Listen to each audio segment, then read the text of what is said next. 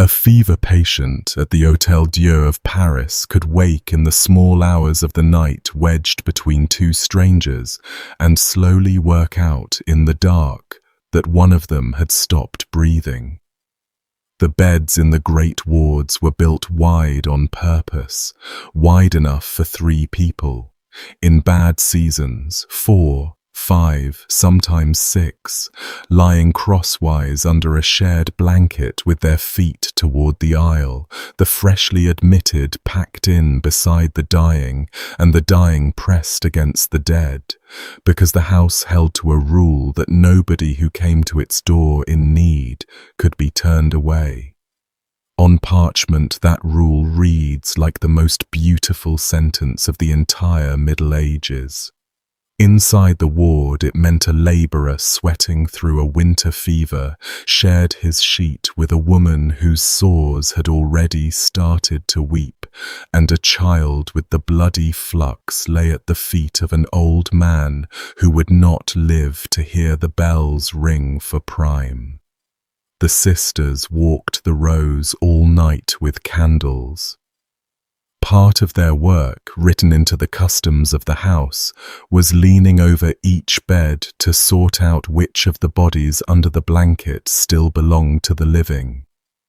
The building sat in the middle of Paris, on the island in the Seine, hard against the south flank of Notre Dame. Wash water and worse drained straight into the river that people downstream drank from. When somebody died, and somebody was always dying, the sisters washed the body themselves, sewed it into a shroud with their own hands, and laid it out for the cart. The cart came often. In an ordinary year it came daily. In the plague years, and we will get to the plague years, it came in convoys. Medieval hospitals are one of those subjects where the word itself does most of the misleading. You hear hospital and your brain supplies corridors, doctors, medicine, some notion of getting better. Strip all of that out. What stood behind those doors was something closer to a church with beds in it. A place you entered to have your soul repaired first, and your body attended to as an afterthought, staffed by people who fully expected a large share of the guests to die under their roof, and who considered helping them die properly to be the core of the job. Tonight, I want to walk through what life inside one of these places actually looked like, smelled like, sounded like, from the moment the porter let you in to the moment the cart carried you out. Fair warning, almost none of it is gentle. Before going any further though, a quick hello. Welcome in everyone. Whether this is your first time here or whether these videos have quietly become part of your bedtime routine, either way, I'm glad you found this one. A huge thank you, as always, to the supporters over on Patreon and the YouTube members. You are the reason I can spend time buried in hospital statutes and excavation reports, and I don't take it for granted. And do me one small favor tonight. Drop a comment down below and tell me where in the world you're listening from. Reading through those has genuinely become one of my favorite parts of putting these out. The mix of time zones is always stranger than I expect. All right, back through the hospital doors. The word hospital comes from the Latin hospes, a guest, the same root that gives us hospitality and hotel, and for most of the Middle Ages that guest meaning was the honest one.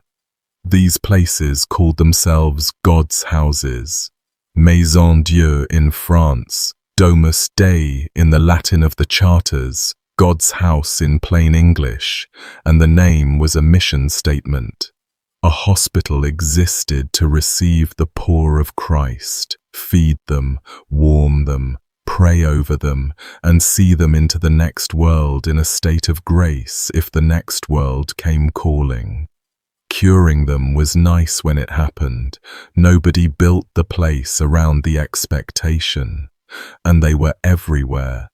That surprises people. In England alone, historians who have gone charter by charter through the records, Nicholas Orme and Margaret Webster did the patient counting for this, have put the tally at somewhere over 500 hospitals of the general sort, founded between the Norman Conquest and the 1530s, with something like 350 leper houses on top of that. Other counts run the combined figure past 1,000. A country of maybe 2 or 3 million people carrying 1,000 charitable houses for the sick and the destitute. Almost all of them were small. A dozen inmates was normal, and the number 12 was chosen deliberately, 1 bed for each apostle, sometimes 13 with the master standing in for Christ.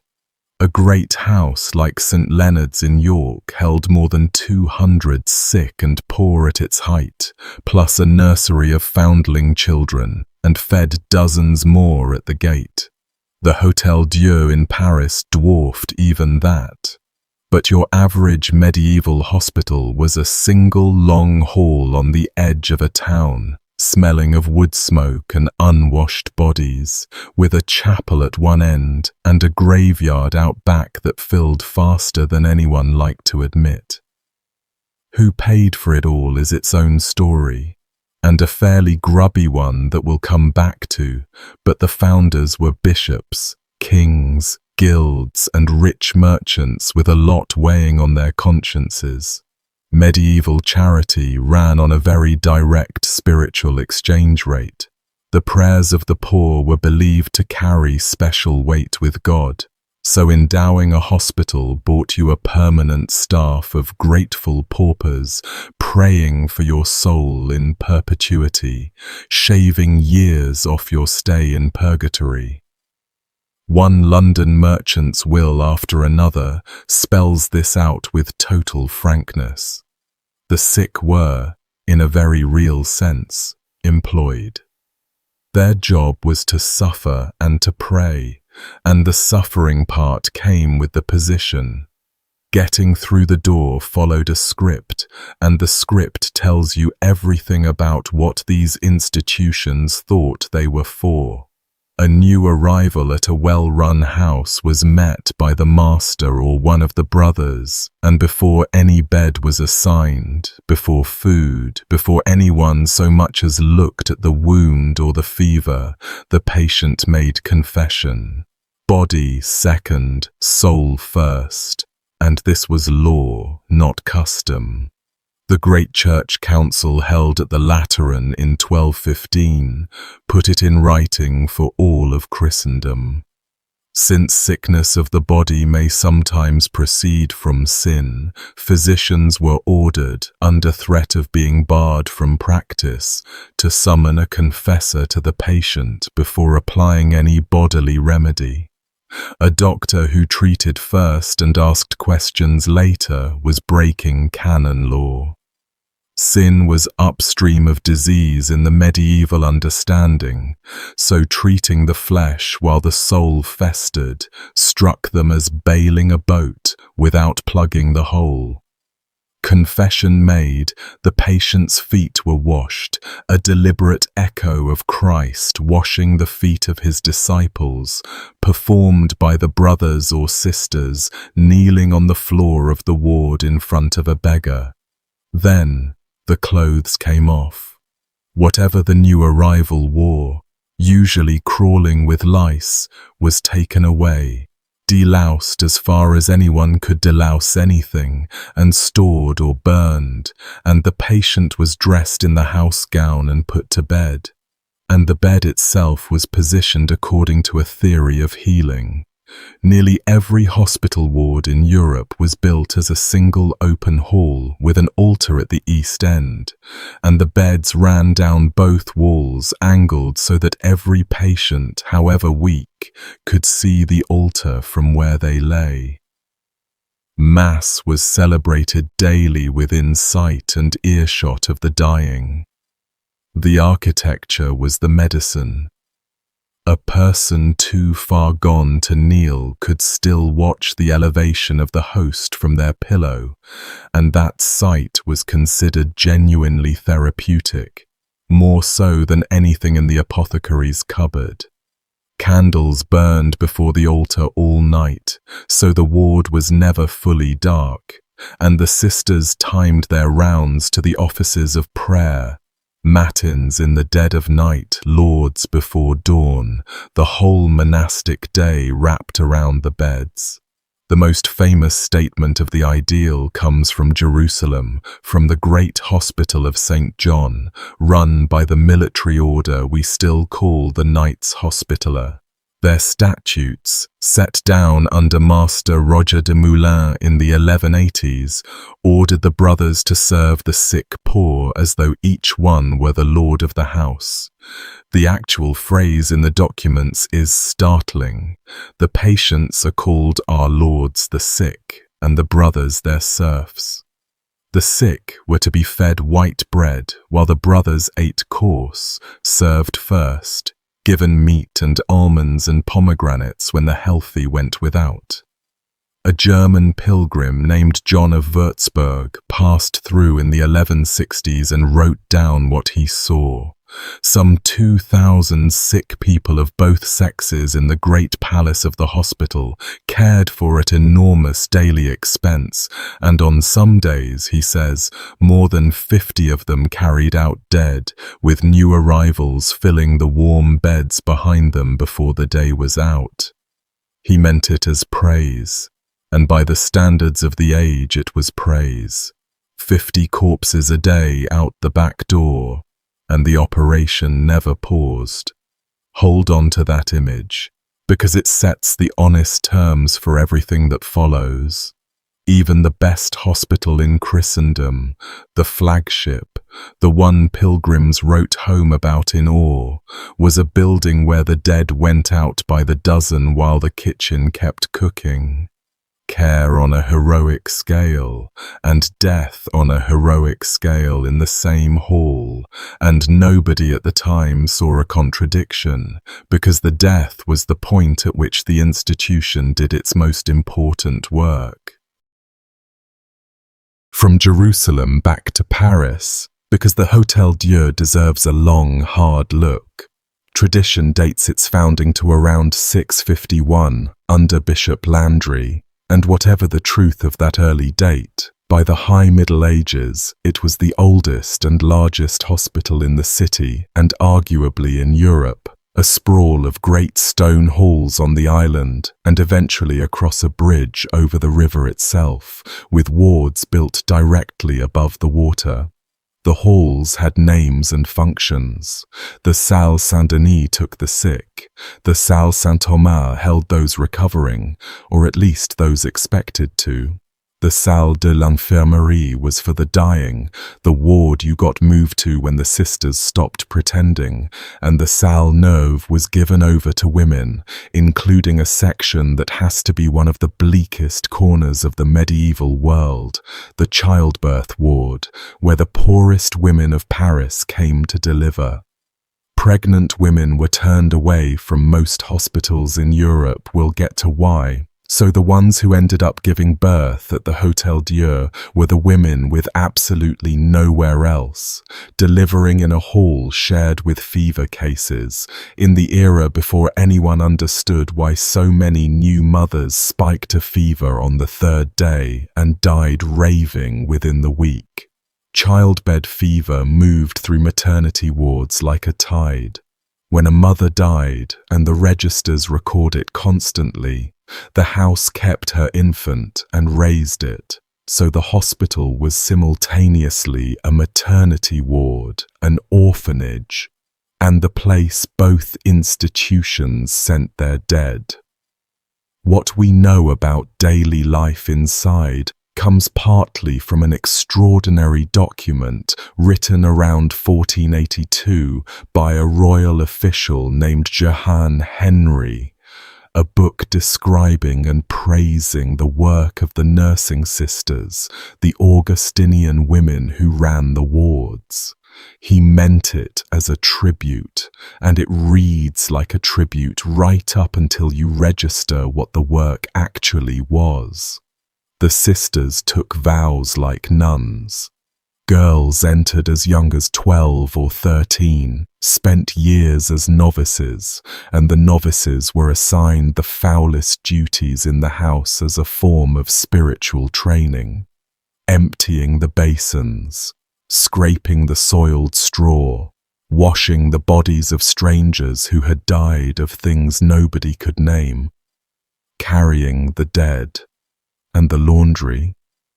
The laundry at the Hôtel-Dieu might be the single detail from this entire subject that stays with me the longest.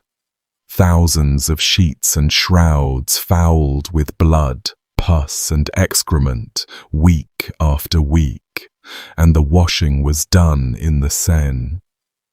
The sisters carried the linen down to the river and waded in to rinse it, standing in the current, beating the cloth. In winter, they broke the ice first. Jehan Henry describes them coming up out of the freezing water with their arms numb to the shoulder, and he describes it approvingly as devotion. The suffering itself counted as prayer. The wet linen was hauled up and dried in open galleries built over the river.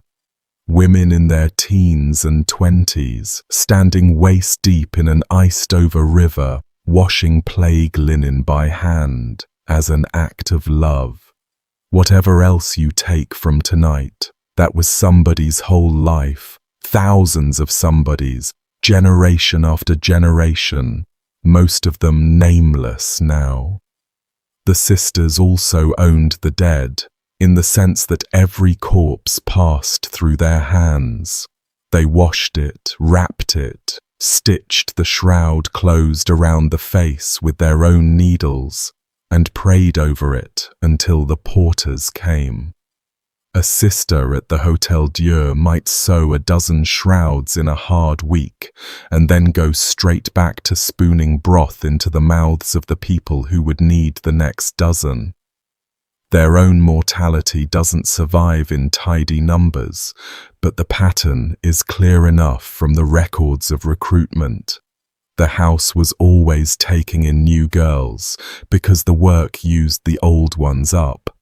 Fevers, fluxes, and later plague did not distinguish between the person in the bed and the person leaning over it. Since we're already standing in the ward, stay a moment and take it in through the senses, because the sources let us do that with unpleasant precision. Start with the smell. The mattresses were sacks of straw, and straw soaks up everything: sweat, urine, blood, the discharge from wounds, and it was changed rarely because straw cost money and labor. Layered over that, the smell of the wounds themselves, and medieval wounds, packed and encouraged to fester in ways we'll get to, produced an odor that surgical writers of the period describe matter-of-factly as one of their diagnostic tools. You could smell whether a wound had turned before you unwrapped it. Add the chamber pots and basins, emptied on a schedule that never kept pace with dysentery.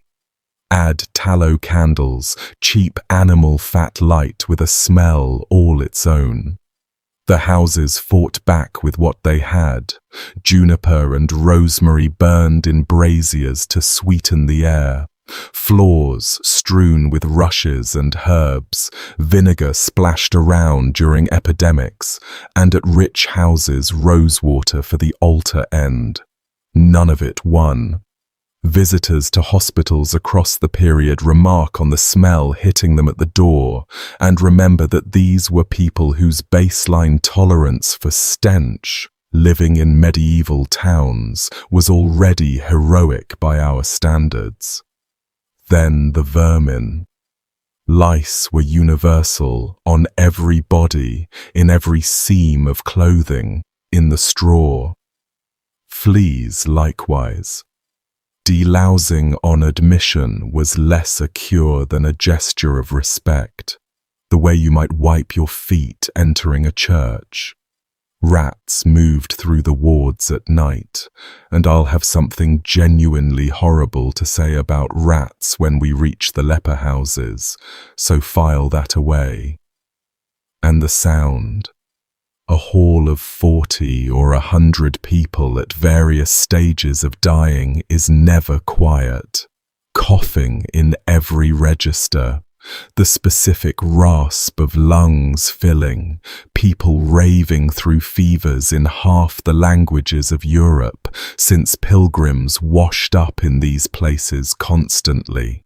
Prayer, continuous, structured, the offices chanted at the altar end mixing with the unstructured begging prayers of the beds, bells marking the hours through the night, and under it, the sound the sisters listened for on their rounds, the change in someone's breathing that meant it was time to send for the priest rather than the broth. Speaking of broth, the food deserves a word because it was, oddly enough, one of the genuinely good things on offer. For a starving person, and many arrivals were starving first and sick second, hospital rations could be better than anything they'd eaten in years. Bread every day, pottage of peas or beans, ale in England, wine in France, because water was rightly distrusted, and meat or fish several days a week at decently funded houses.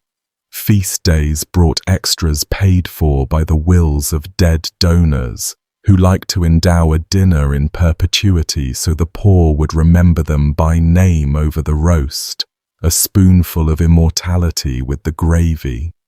Warmth, rest, and regular meals were the actual therapy at most hospitals, and for the exhausted and the malnourished, it worked.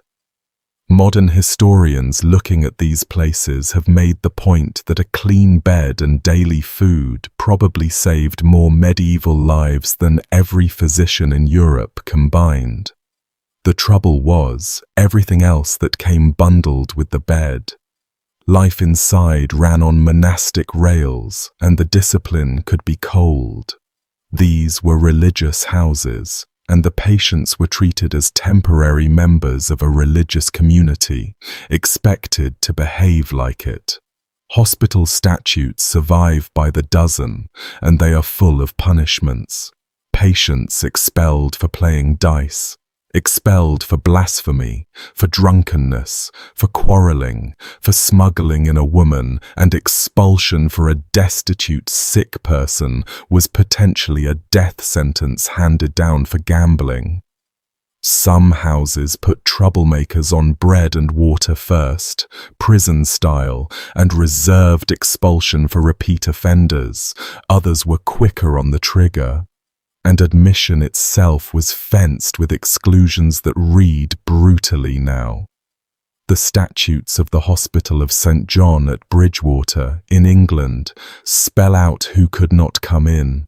No lepers, no lunatics, no one with the falling sickness, meaning epilepsy, no one with a contagious disease, no pregnant women, no sucking infants, and no intolerable persons, even though they be poor and infirm.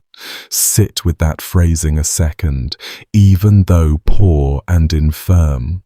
The document knows exactly whom it's turning away, and turns them away anyway, because a small house with 12 beds guarded those beds against anyone who might disturb the peace of the rest.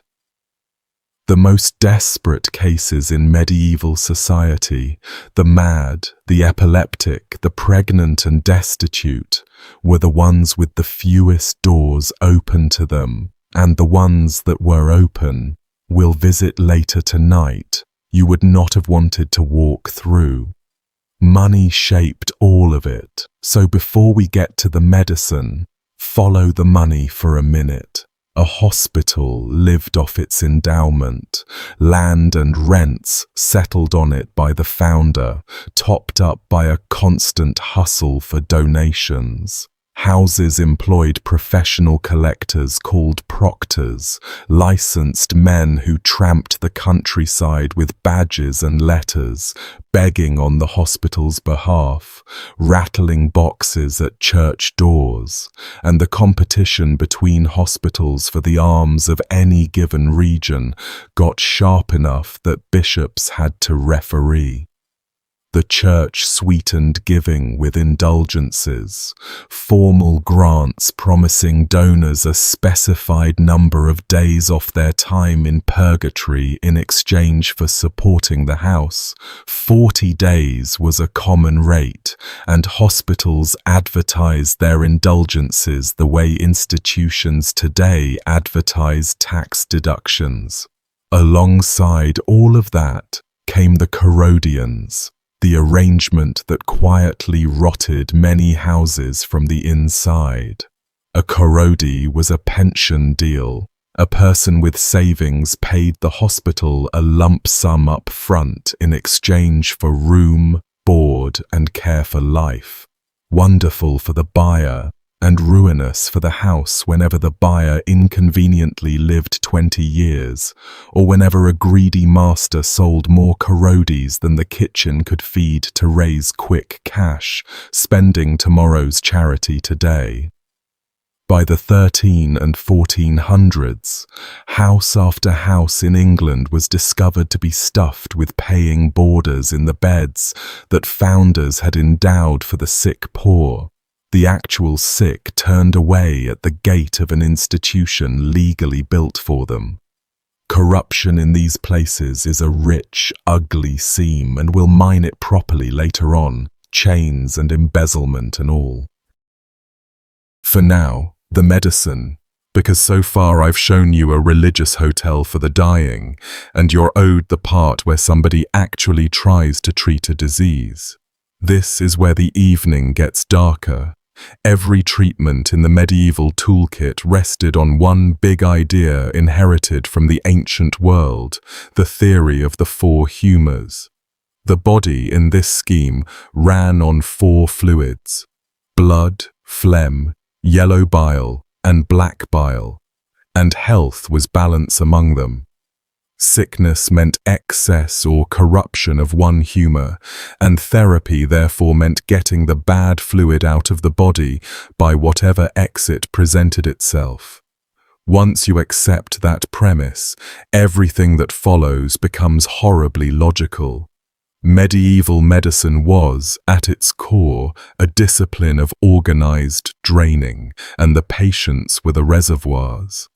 Bloodletting sat at the top of the list, so common that it wasn't even reserved for the sick. Monasteries scheduled routine bleedings for perfectly healthy monks several times a year as maintenance, a procedure with its own name, the seni, followed by a few days of rest and improved rations in the infirmary, and some monks reportedly looked forward to it as a holiday. Better food being better food. For the sick, bleeding was the reflex answer to almost anything. Fever, bleed. Headache, bleed. Madness, bleed. The tool was a phleem, a small blade, opening a vein at the elbow or elsewhere, blood caught in a graduated bowl, and the practitioner watched the flow and the patient's face. Because the end point of a good bleeding in many texts was the approach of faintness. You bled a sick, weakened, often dehydrated person until they started to grey out and called it progress. The drawn blood was itself studied as it cooled and separated in the bowl, its layers read like tea leaves. When a vein was too risky, leeches did the delicate work, gathered from ponds by leech collectors who waded in bare-legged and let the animals attach, then sold them on. Leeches went on gums, on hemorrhoids, on eyelids, inside the mouth. Cupping rounded out the set, heated glass or horn cups pressed onto skin that had first been scored with a blade, the cooling air drawing blood up through the cuts. And you couldn't just bleed anyone any day, because the sky had a say. Medieval medicine took astrology seriously as a clinical science, and every practitioner worked with the zodiac man, a diagram of the human body with each zone assigned to a constellation: Aries the head, Leo the heart, Pisces the feet. The rule was simple: never cut or bleed a part of the body, while the moon stood in the sign governing that part. Barbers and surgeons carried folding calendars on their belts to check the heavens before opening a vein. A patient could arrive gushing from a wound to the thigh, and the calendar might advise, in all seriousness, that the thigh was astrologically closed for business that week. If blood wasn't the humor at fault, the purge was. And purging is where the polite word therapy really starts to strain. Emetics to force vomiting. Violent laxatives, black hellebore was a favorite, a genuinely toxic plant, dosed to produce hours of convulsive evacuation. Clysters, the medieval enema, administered with a greased pipe and a bladder of warm herbal liquid, or wine, or stranger mixtures. The logic demanded visible results. A purge that didn't devastate the patient wasn't considered to be working, so the medicine was calibrated to be dramatic, and a person already dying of dysentery, already losing fluids faster than they could drink, might be handed a powerful laxative to help the disease along, with everyone in the room satisfied that something thorough was being done. Some unguessable number of medieval patients were purged and bled across the exact threshold they were fighting to stay on the right side of, and died of the cure, mourned by people who concluded the disease must have been very strong indeed. Diagnosis, meanwhile, often happened without the physician touching the patient at all, or even seeing them. The star diagnostic instrument of the age was a glass flask of urine, the matula, its shape standardized, wide and round-bottomed, and physicians trained for years in uroscopy, the reading of urine. They held the flask to the light and judged the color against charts, wheels of 20 or so shades running from white through straw and gold and red down to green and black, each shade mapped to a humoral state. They studied the sediment, the smell, and yes, when sweetness was in question, the taste, and to be fair to them, sweet urine really does indicate diabetes, so somewhere inside the ritual, a true observation was trapped. A family could send a servant across town with a flask, and the physician would diagnose the absent patient from the bottle, cast a horoscope for the critical days of the illness, and send back a regimen, all without laying eyes on the sick person. Urine was so completely the badge of the profession that satirists drew physicians as men staring into flasks, the way we'd draw one with a stethoscope. All of that raises the question of who actually laid hands on hospital patients, and the answer, mostly, was nobody with a university degree. Medieval medicine ran on a strict caste system. At the top, the physicians, university men trained in Latin texts, in theory, in astrology and urine, men who diagnosed and prescribed and considered manual work beneath the dignity of their learning. Cutting was for the caste below, the surgeons, and below them the barber surgeons, tradesmen who learned by apprenticeship and who shaved chins, pulled teeth, let blood, lanced boils, and set bones, often in the same shop, with the same hands, on the same unwashed morning. Hospitals for the poor rarely kept a physician at all. The Hôtel-Dieu went centuries with barely any formal medical staffing. The sisters were the medicine, and English hospital records show physicians appearing occasionally paid by the visit, like specialists summoned to a case the house found interesting. The everyday reality of hospital care was nursing, feeding, washing, praying, punctuated by a barber coming through to bleed a ward's worth of patients in an afternoon. So keep that hierarchy in mind as we step into the operating theatre, such as it was, because surgery is where medieval medicine stops being darkly funny and becomes something you feel in your own body just hearing about it. They did have an anesthetic, and I realize that may be the first genuine surprise of the night. English manuscripts of the period preserve a recipe called dwale, a sleeping draught to be given, as one text puts it, so that a man might be cut and feel nothing.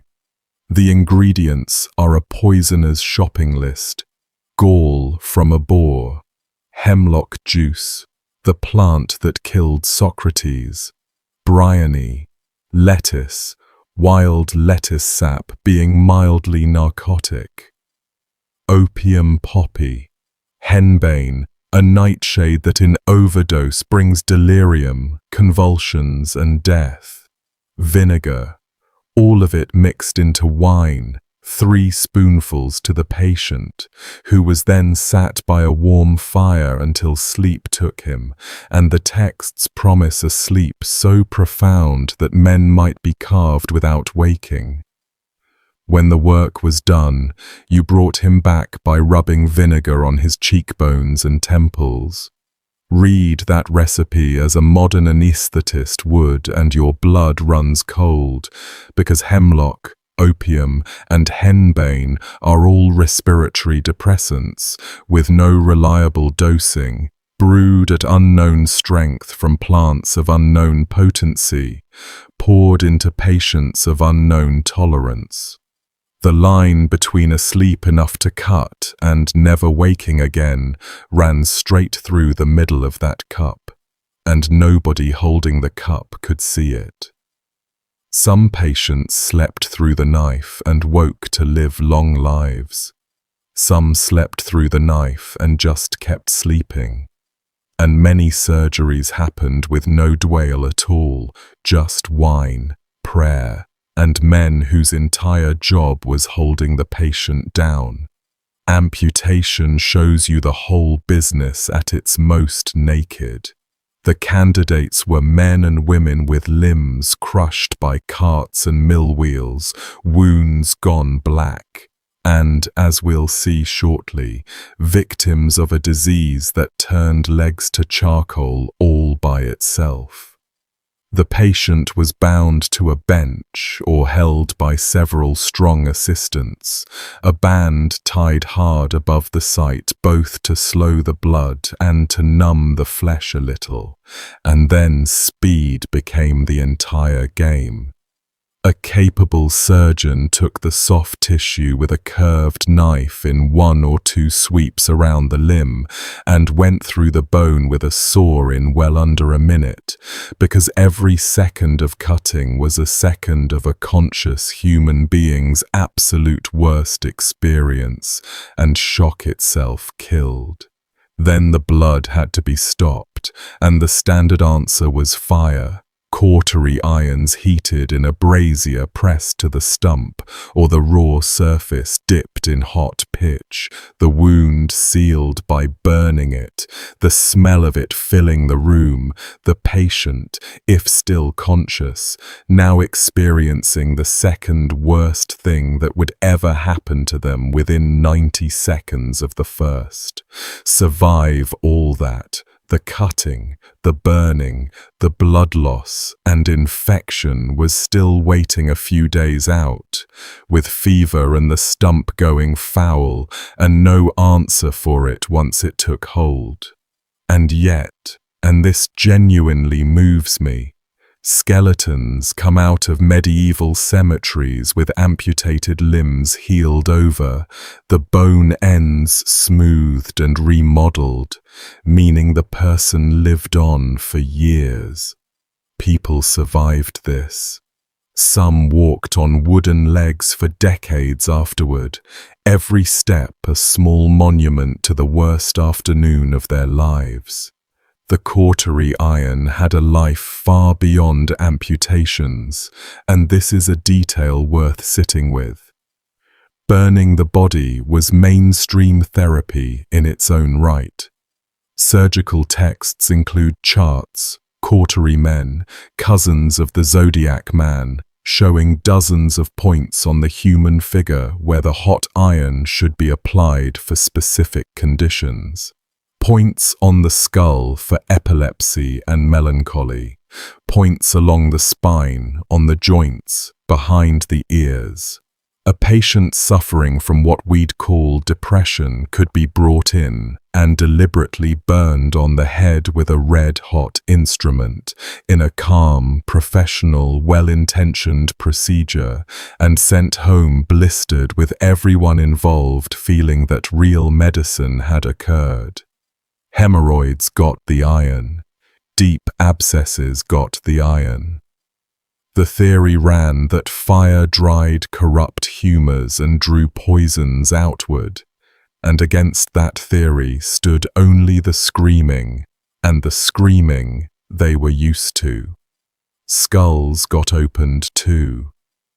Trepanation, cutting or scraping a hole in the living skull, is one of the oldest operations humans perform, and the medieval world kept it up for depressed skull fractures, where it made honest surgical sense, relieving pressure on the brain, and also for epilepsy and madness, where the idea was closer to letting the corruption out through a window.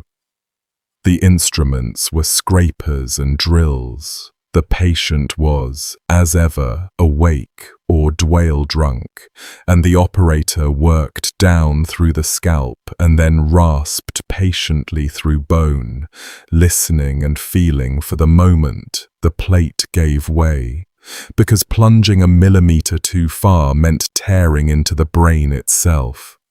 Excavated skulls tell us how it went. Plenty show holes with no healing at all, the bone edges sharp, meaning the patient died on the bench or shortly after. But a remarkable number show rims of smooth, regrown bone around the opening, years of healing, and some skulls carry 2, 3, or more healed holes. One person, trepanned repeatedly across a lifetime, walking around a medieval town with a scalp like a flute, and evidently willing to come back for more, or given no choice.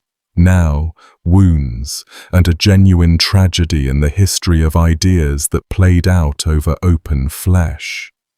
The learned tradition inherited from Galen taught that pus in a healing wound was good. Laudable pus was the actual term of art, a sign that the body was cooking corrupt humours out through the opening. So mainstream practice packed wounds with greasy salves and lint, kept them open, and deliberately provoked suppuration week after week, in the sincere belief that the stinking discharge was the healing. Against this, a handful of voices got it right centuries early. Theodoric of Lucca, an Italian surgeon and bishop writing in the 1260s, taught cleaning wounds with wine, cutting away dead tissue, drawing the edges together and letting them close dry. And he wrote, flatly, that the doctrine of laudable pus was an error that prolonged suffering and killed patients. Henri de Mondeville, surgeon to the French crown a generation later, taught the same and complained bitterly in his own book about the resistance he met, colleagues undermining him, the weight of 1,000 years of authority pressing down on anyone who trusted his own eyes over the ancient page. The pus school held the field for centuries more. Uncountable numbers of people with survivable wounds died of infections that were not just tolerated but cultivated on purpose as therapy by kind and diligent practitioners following the best authorities available. Nobody in that story is a villain, and that's what makes it so hard to look at. One surgeon of the age deserves his own moment because he's the closest thing this subject has to a bright spot, and even his bright spot involves a scalpel in an unspeakable place. John Arden, an Englishman working in the mid-1300s, made his name on fistula in ano, an abscess beside the anus that tunnels into the bowel and refuses to heal, a condition that plagued knights and soldiers of the 100 Years' War, men who spent years in the saddle, in armor, in filth. The existing treatments were caustics and cautery, burning agents packed into the tract, agonizing and mostly useless.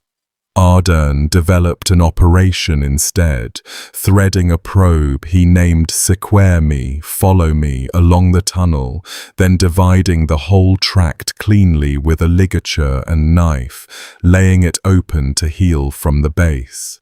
The patient lay face down, fully conscious, or nearly so, while a man worked with blades in the most sensitive anatomy the human body owns. And it worked. Arden claimed cure after cure, named his successful patients in his book like references, and charged accordingly, as much as 100 marks from a great man, plus robes and an annual pension, sums a laborer would not earn in decades. He also wrote down his bedside rules, and they're strangely touching. The surgeon should be clean-handed and well-dressed, should keep the patient's secrets absolutely, should comfort with cheerful talk, and should keep a stock of good stories to distract a frightened man. Small mercies, offered at knife point, 600 years before anesthesia, but offered. Staying with surgery a little longer, one operation stood apart even by the standards of everything you've just heard, and contemporaries knew it. Cutting for the stone. Bladder stones were epidemic in the medieval world, a product of chronic dehydration, coarse grain diets, and endless low-grade infections, and they hit children hardest, small boys most of all. A stone in the bladder announces itself without ambiguity. Burning urination, urine thick with gravel or bright with blood, and episodes of pain that the era's own writers, men not easily impressed by pain, describe as beyond all other suffering, victims rolling on the ground, unable to pass water at all, while their bladder filled behind the blockage. It could kill on its own, slowly and terribly. So people submitted to the knife, knowing exactly what the knife involved, and that fact alone tells you what the stone was like to live with. The classical operation, passed down from the ancient texts and practiced across the Middle Ages, was called cutting on the gripe. The patient, again, very often a boy, was laid on his back on a table, wrists bound down to his ankles, knees hauled up and apart, and held there by strong men, one to each limb. The surgeon slicked a finger and worked it into the boy's rectum to find the stone through the bowel wall and pin it down toward the neck of the bladder. Then, with his other hand, he cut an incision through the perineum, the flesh between the legs, going by feel toward the stone his finger was holding in place, and once the blade found it, the stone came out through the wound, gripped with fingers or hooks or forceps, and stones the size of a hen's egg came out of children this way. The whole thing, done well, took a few minutes. Every second of those minutes, the patient was awake, restrained, and being cut open between the legs while a hand worked inside him. Speed was mercy, and mercy was the only anesthetic on the table. What followed decided everything. Blood loss killed some on the table. Infection took its share in the days after. Some who survived were left leaking urine through the wound for the rest of their lives, the fistula never closing, or left incontinent, or maimed in ways the sources describe with brutal medical economy.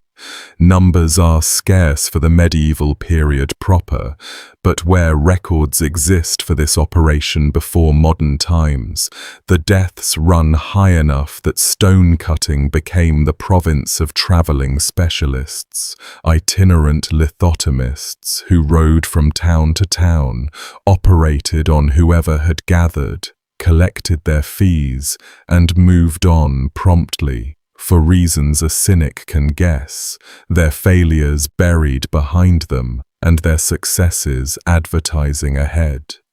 The old physician's oath, the Hippocratic one, contains a line swearing not to cut for the stone, but to leave it to the craftsmen who do such work, and the medieval world kept faith with that division. Respectable practitioners steered clear, and the most agonizing operation of the age belonged to men perpetually one town ahead of their outcomes.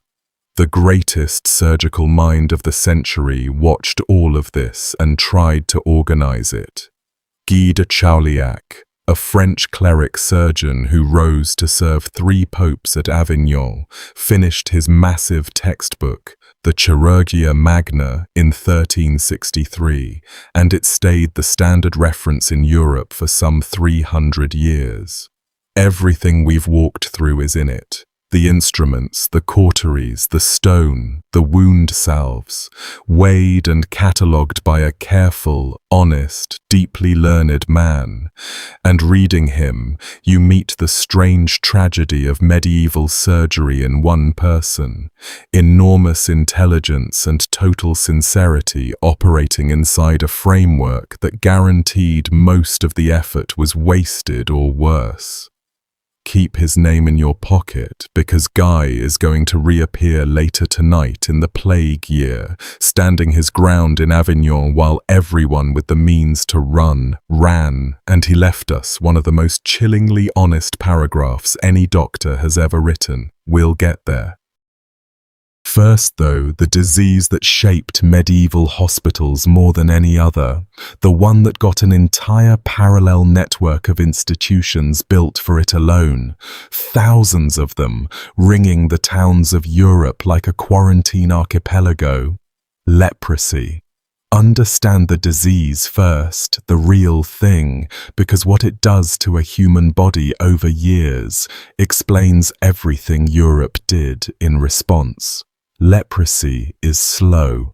The bacterium can sit in a body for years before the first sign, usually pale patches of skin gone strangely numb. And numbness is the engine of everything that follows, because the disease kills nerves.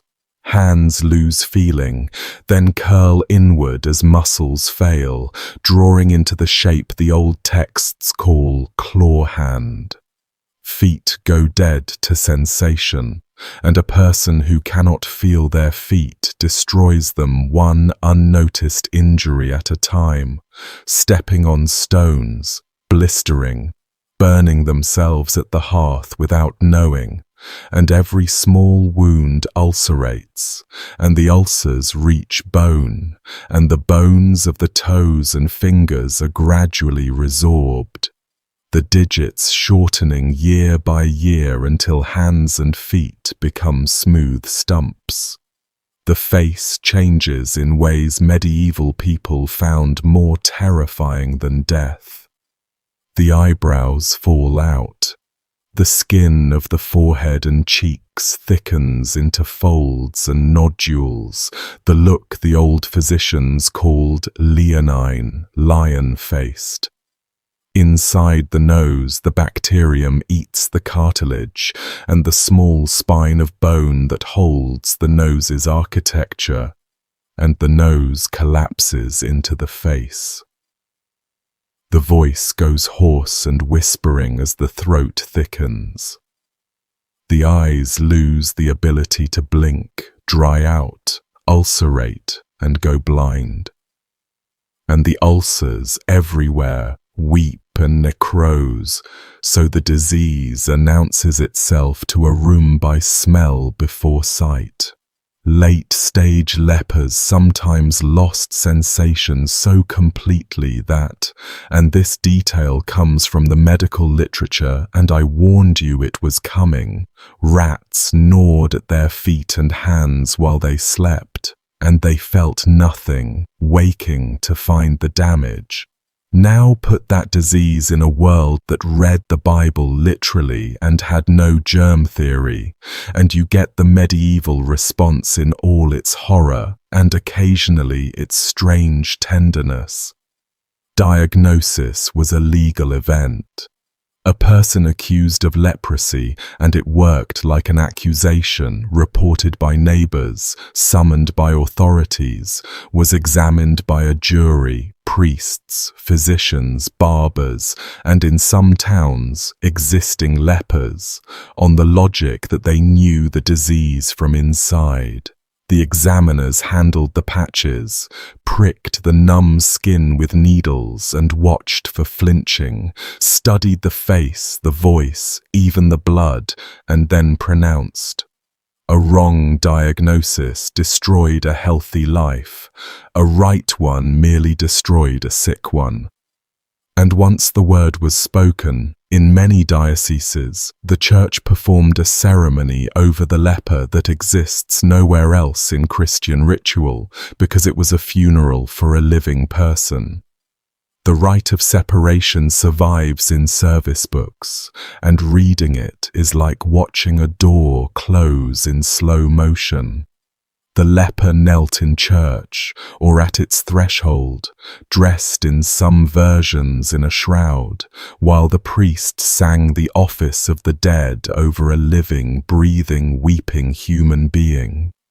Some ritual texts direct the priest to take earth from the churchyard and cast it 3 times onto the leper's feet, saying words to the effect of, "Be dead to the world, be alive again to God." A few later accounts go further and describe the leper standing in an open grave for the ceremony, and whether that particular staging was common practice or the embroidery of later writers, the documented core of the rite is already as dark as anything the period produced, a funeral with the corpse participating. Then came the prohibitions, read aloud, item by item, and copies of these lists survive. Never again enter a church, a market, a mill, a bakehouse, a tavern, or any assembly of people. Never wash your hands or your belongings in any stream, spring, or well used by others. Never touch goods you wish to buy, point at them with a rod. Never touch a child or give anything to a child. Never eat or drink from any vessel but your own. Never speak to anyone standing upwind of you.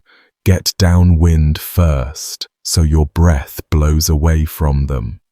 Never walk the narrow lanes, lest your body brush against a passer-by.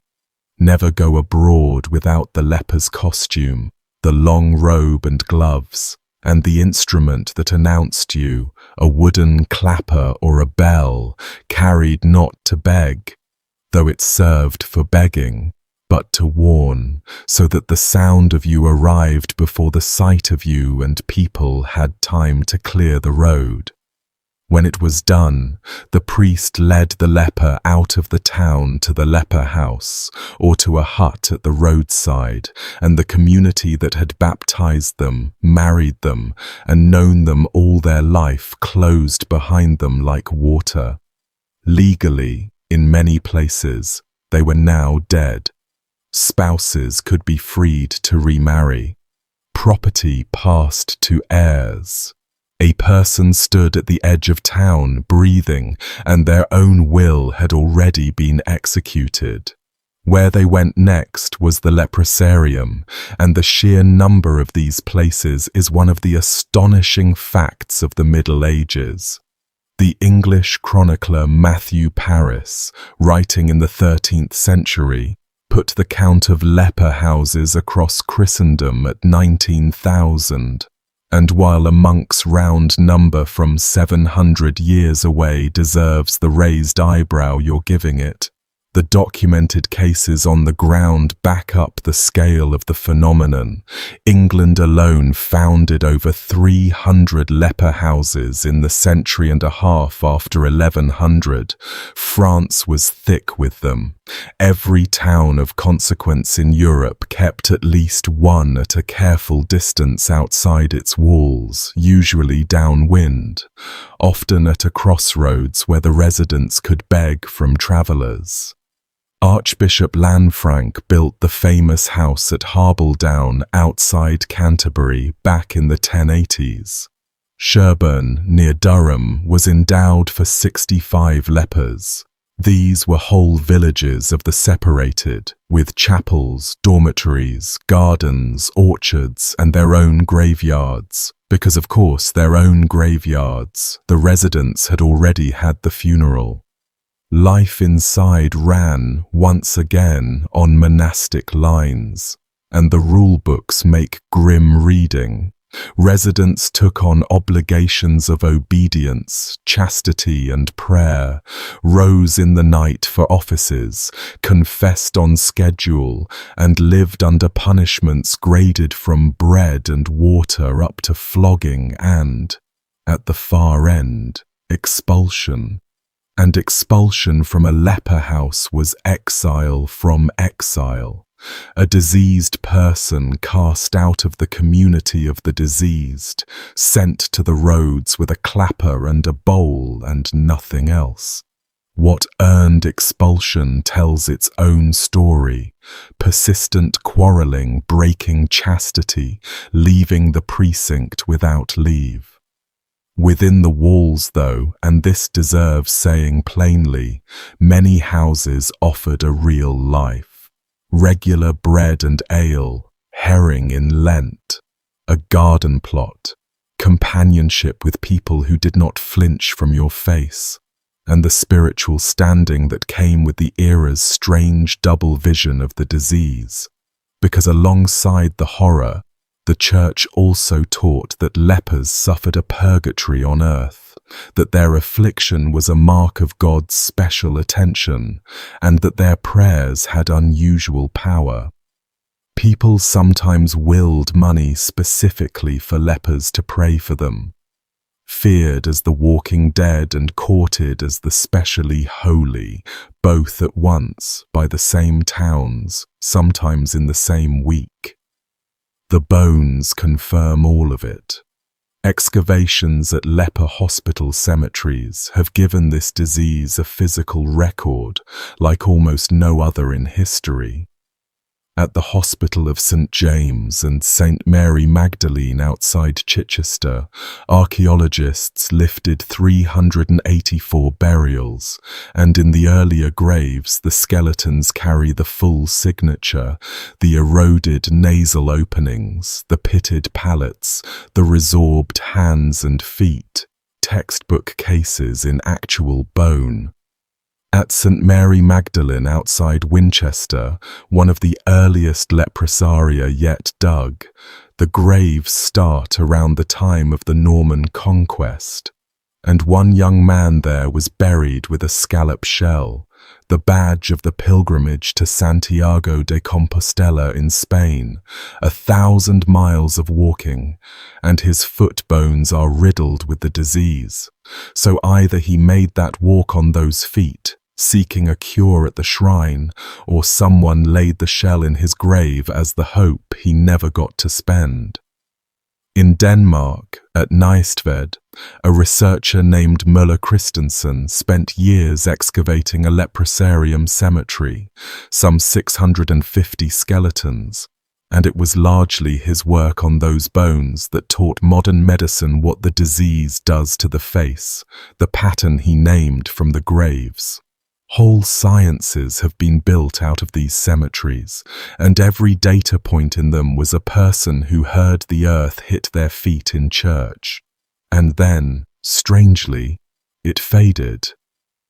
Across the 1300s and 1400s, leprosy went into a long decline in Western Europe, and the leper houses emptied out, and historians still argue over why, the plague culling the sick disproportionately, the rise of tuberculosis, a related bacterium, possibly crowding its cousin out of the population, changes in living conditions, likely some braid of all of it. The empty houses didn't go to waste, they were quietly converted to almshouses, to plague houses, and to holding places for a category of person the Middle Ages was even less equipped to help, and will be visiting one of those conversions in London before the night is out.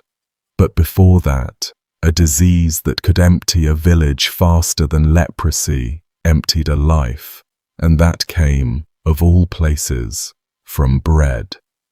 Rye was the grain of the poor across great stretches of northern Europe, hardy stuff that grew where wheat sulked, and rye has an enemy, a fungus called ergot that infects the ears of grain in damp seasons and replaces the kernels with hard purple-black spurs. Milled into flour, baked into bread, the spurs came right along, and the poor ate the worst bread, the dregs of damp harvests, the stores scraped out in famine springs, so the poor were poisoned by their own dinner, household by household, village by village, in the years when they were already starving. The alkaloids in that fungus clamp blood vessels shut, and they are chemical cousins of lysergic acid, so the poisoning came in two faces, and medieval Europe knew both without knowing the cause of either. The first face they called Holy Fire, or St. Anthony's Fire, and the chronicles describing it read like accounts of an invisible burning. It began with cold prickling in the hands and feet, then a sensation of fire under the skin, agony without a wound, victims screaming that they were burning while nothing visible burned. And then the fire's work appeared. Starved of blood, the flesh of the extremities died where it hung. Feet, hands, whole legs went cold, then dark, then black, hard and dry, mummified on the living body. And the chronicles record the endpoint with a plainness that is worse than any embellishment. The dead limbs separated from the living body at the joint, sometimes with little blood and, in the fully dead flesh, little pain. And people watched their own legs detach. A chronicler describes sufferers whose bodies were eaten by the hidden fire until the blackened limbs dropped from them, and villages during outbreaks where the dying filled the churches, laid out before the relics because the relics were the only medicine anyone had. The second face was convulsive, spasms, twisting limbs and hallucinations, visions of fire and demons pouring out of poisoned brains, entire communities visited at once by what they could only read as the wrath of God, since it arrived through the daily bread itself, the most innocent object in the house. The outbreaks were enormous. In the year 994, an eruption of this thing swept Aquitaine in southern France, and a chronicler of the region put the dead at 40,000, the churches heaped with victims. It kept coming back, decade after decade, wherever wet summers met rye fields, and out of one of the 1090s visitations came the institution that gives the disease its name. A nobleman named Gaston, the story runs, whose son was struck by the fire, vowed his wealth to St. Anthony if the boy recovered, and at the shrine of the saint's relics in southern France, he founded a brotherhood devoted to nursing the burned. The Order of St. Anthony grew into a network of hundreds of houses across Europe, monks in black robes marked with a blue T-shaped cross, and their hospitals became the specialist burn wards of the Middle Ages, receiving a clientele no one else would touch, people rotting alive from the feet up. And here is one of history's bitter little jokes.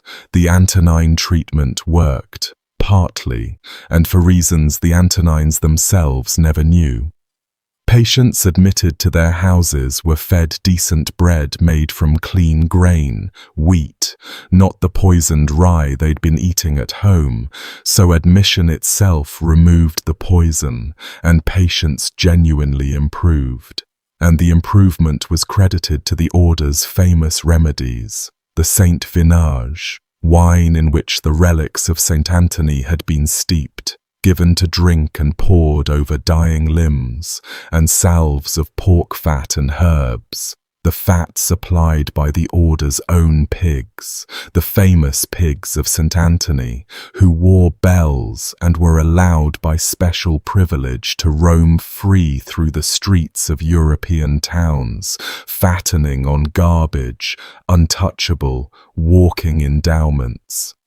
When the fire had gone too far and a limb was fully dead, the brothers amputated, and the Antonine houses did so much of this surgery that severed limbs became part of their iconography, and more than iconography. At Antonine shrines, dried, amputated limbs were hung up as votive offerings, arms and legs and feet suspended near the altars, some reportedly the limbs of the healed, left in thanksgiving by people who walked away without them, and pilgrims arriving to pray for their own burning legs did so under a canopy of everyone else's. One of their houses, at Isenheim in Alsace, later commissioned the altarpiece that still stuns people in a museum in Colmar today, a crucified Christ whose skin is studded with the sores and the greenish pallor their patients saw on their own bodies, and new patients were brought before it, the idea being that a sufferer should see his own affliction on the body of God and understand he was not abandoned. That was the whole pharmacy. Clean bread they didn't know was the cure. Holy wine, pig fat, a saw and a painting, and it was, by a distance, the best care on the continent for what ailed them. From a fire in the bread to the thing the 14th century simply called the mortality, because we've arrived at the plague. And the plague is where every institution in this video gets stress-tested to destruction at once. It came into Sicily on Genoese ships in the autumn of 1347 and crossed Europe in about 4 years, and the numbers, A third to half of everyone alive are so familiar they've gone numb. Hospitals give the numbness back its nerve endings, because a hospital in a plague town was the drain the catastrophe emptied into. Guy de Chauliac was in Avignon when it arrived in 1348, physician to the Pope, and he wrote down what he lived through, and I promised you his paragraph. He describes the two forms he watched, the one with the coughing of blood that killed in 3 days or so, and the one with the buboes, the swellings in groin and armpit, that killed in 5, and he says the contagion was so fierce that it seemed to pass through the very air between people, one man catching death, as he puts it, merely from looking at another. And here is the sentence that has followed me around since I first read it. He says the Father did not visit the Son, nor the Son the Father. Charity was dead, and hope crushed. Then he adds the personal part. He says it was useless and shameful for a physician to flee, since there was no protecting yourself anyway, and so he stayed in continual fear. He admits the fear on the page, treating the sick as best he could, and the plague came for him too, a fever and a bubo in the groin, and for 6 weeks Guy de Chauliac lay sick with the thing that was killing the world, expecting to die, doctoring himself, and he survived it, and went back to work.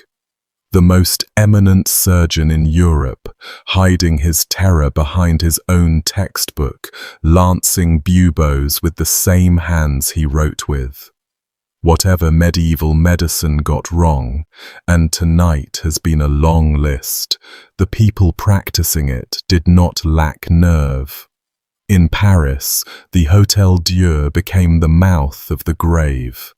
A friar named Jean de Venette, who lived through it in the city, left an account, and he says that for a long stretch of 1348 and 49, the dead were carried out of the Hôtel-Dieu to the cemetery of the Holy Innocents at a rate of more than 500 a day, carted in stacks to trenches, and then he turns to the nursing sisters, and his words deserve close paraphrase. The holy sisters of the Hôtel-Dieu, he writes, had no fear of death, and tended the sick with all sweetness and humility, putting all squeamishness behind them, and very many of these sisters, renewed again and again by fresh recruits, died, and rest, he says, in peace with Christ, as we may piously believe. Read between those lines. The sisters were dying faster than the patients in proportion, because every sister touched hundreds of the infected, and the house kept refilling its own ranks from volunteers, young women stepping forward into a building everyone in Paris knew to be a death sentence, over and over, for years, while Guy de Chauliac's fathers and sons were abandoning each other across Europe. Charity was dead, he said. In one building on the island in the Seine, it demonstrably was not, and it was being buried 500 times a day anyway. Where did 500 a day go? Into the earth, in trenches, and the earth keeps receipts. In London, the city bought emergency ground at East Smithfield during the plague and filled it. And when archaeologists opened it in modern times, they found the trenches with bodies laid in rows up to 5 deep. And the detail that catches everyone off guard is the care, the bodies aligned, many in coffins or shrouds, children placed beside adults, order maintained at the bottom of the world, a city burying a third of itself and still refusing to just tip the dead in. The plague also forced Europe to invent a brand new species of hospital, and its name still sits in our vocabulary. The city of Ragusa, modern Dubrovnik on the Adriatic, passed a law in 1377 ordering that arrivals from infected places be held in isolation for 30 days before entering, a Trentine, and when Venice adopted and stretched the idea to 40 days, 40 giorni, the word quarantine was born, 40 being a good biblical number, the flood, the desert, Lent. Venice went further and built the place to do it in, taking over an island in the lagoon in 1423 and establishing the Lazaretto Vecchio, the first permanent plague hospital named for Lazarus, and the model spread until every self-respecting port and city in southern Europe kept a lazaretto, an island or a walled compound where plague victims and suspected carriers were deposited, along with their goods, to recover or die at a safe distance from everyone else. Being sent to the lazaretto was universally understood as a sentence rather than a treatment.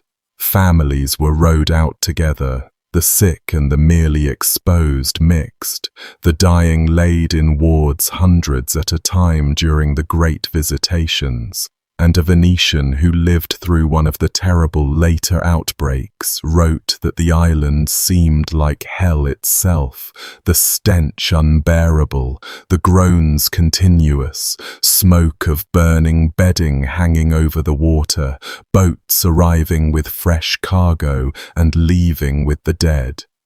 The island itself has confirmed him. Modern excavations on the Lazaretto Vecchio, begun when the ground was disturbed in the 2000s, have uncovered mass graves holding more than 1,500 skeletons and counting, plague victims layered in trenches exactly as the accounts describe, some from the very epidemics the chroniclers wept over. An entire island in one of Europe's most beautiful lagoons that is a few feet down, an unbroken pavement of the quarantined dead.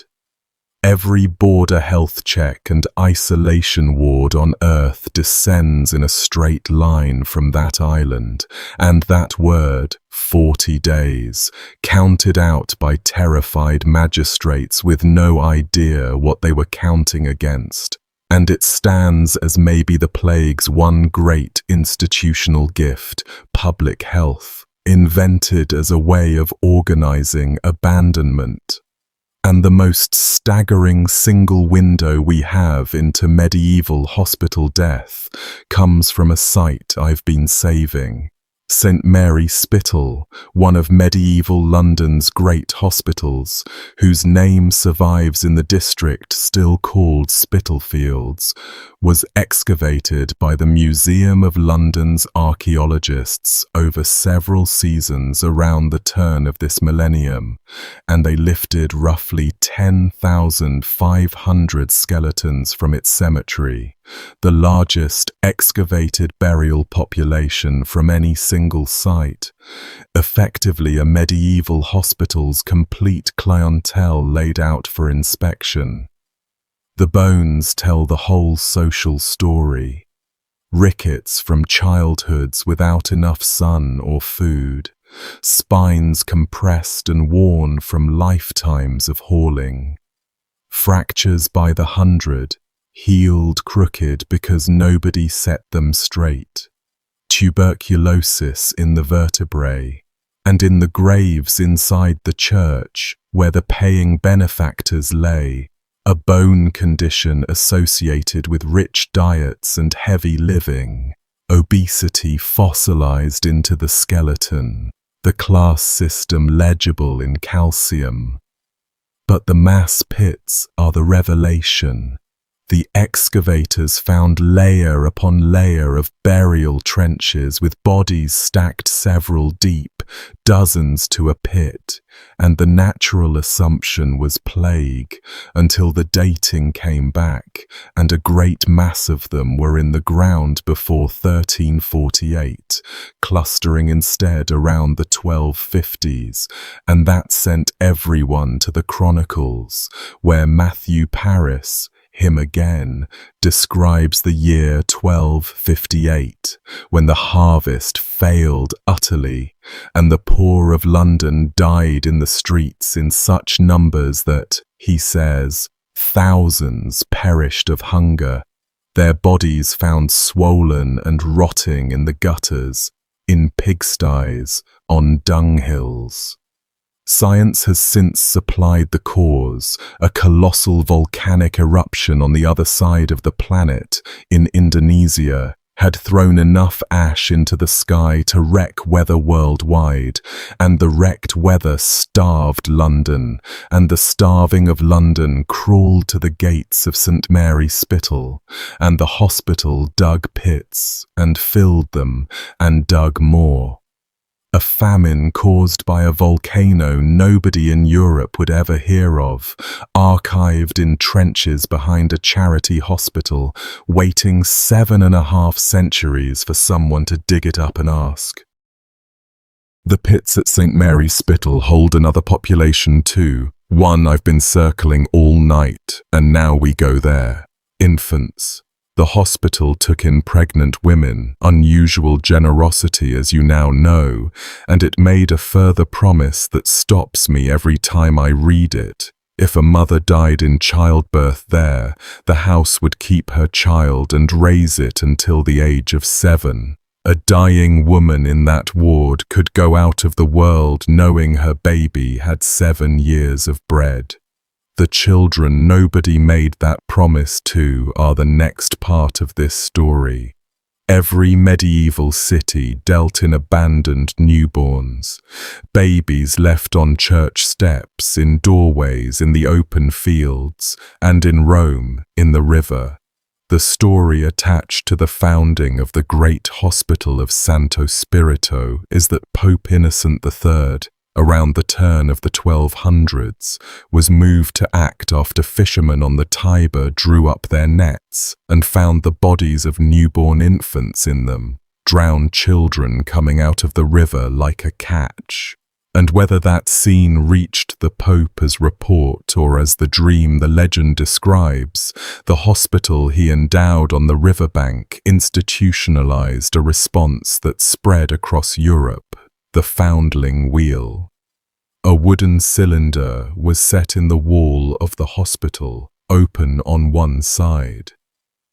A mother came at night, placed her baby in the drum, turned it so the child rotated through the wall into the building, rang the bell hung beside it, and walked away unseen. No questions, no shame. No name.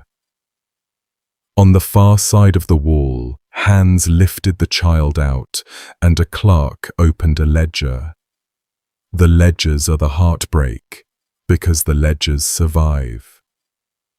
Florence opened its purpose-built foundling hospital, the Ospedale degli Innocenti, in 1445, a gorgeous building, arcades by Brunelleschi, and its registers record the intake, hundreds of infants a year within a generation, and record what mothers left in the swaddling, tokens, half a coin with the other half kept, a scrap of ribbon, a medal cut in two, so that a mother who someday clawed her way back to solvency could present her half and reclaim her child, match the halves, prove the bond. Drawers of unclaimed halves accumulated, and the registers record outcomes because the system carried a flaw no institution could beat. Hundreds of babies arriving and never enough breast milk to meet them. Foundlings were parceled out to paid wet nurses in the countryside, at the going rate, to women who were often themselves poor and stretched between the paying stranger's child and their own. And the ledgers track each baby out and, in a horrifying share of cases, record only the one further fact that mattered. In ordinary years at the Innocenti, 1/4 to 1/3 of the infants died before they could be weaned. In plague years and famine years, The registers darken until the deaths swallow the majority. Pages of names, each entered with a date in and a date out, and almost nothing in between, lives whose entire documentary footprint is 2 lines in a book and half a coin in a drawer that nobody ever came back for. The wet nursing traffic had hazards beyond neglect, and contemporaries knew the vocabulary for them. Overlaying the smothering of an infant by an adult rolling onto it in a shared bed appears constantly in the records, sometimes as tragedy, sometimes with a question mark hanging over it that nobody in authority pressed too hard, because a nurse paid by the month for a foundling nobody would ever ask after had, in the coldest reckoning, incentives no one wanted to examine. Preachers thundered about it, and city statutes tried to regulate it, requiring nurses to keep cradles, forbidding infants in the adult bed. The foundling hospitals themselves sent inspectors riding circuit through the countryside to check on their scattered babies, and the inspection reports, where they survive, are their own quiet genre of horror. Children found filthy, found starving, found dead weeks earlier with the stipend still being collected. The wheel in the wall saved children from the river, genuinely, thousands of them, and delivered a great many of them into a machine that ground slower but ground all the same. Both facts stand. Medieval charity keeps forcing that on you, the rescue and the ruin riding in the same cart. Now the door I told you we'd walk through, the one that opened for the people every other hospital statute slammed shut, the mad. In 1247, a London alderman named Simon Fitzmary gave land just outside Bishopsgate to found a priory dedicated to St. Mary of Bethlehem, intended originally as an ordinary religious house with the usual charitable trimmings, and nothing in its founding documents predicts what the name Bethlehem would come to mean in English, worn down by London mouths first to Bethlehem and then to Bedlam, until the place name became the common noun for chaos itself. By the 1370s, the house was passing into royal control, and by around 1400 we have direct evidence of its new specialty, because a royal visitation in 1403 walked through and inventoried what it found, and that document is as close as we will ever get to standing inside the first madhouse in England. The visitation counted 6 patients described as mente capti, seized in mind. 6. The origin of everything Bedlam became was a house holding 6 mentally ill people. And alongside the 6, the inspectors inventoried the equipment of their care, and the list runs: 4 pairs of iron manacles, 11 chains of iron, 6 locks with keys, and 2 pairs of stocks. That was the therapeutic arsenal: restraint, itemized. Chain the raving to the wall, stock the unruly, and wait.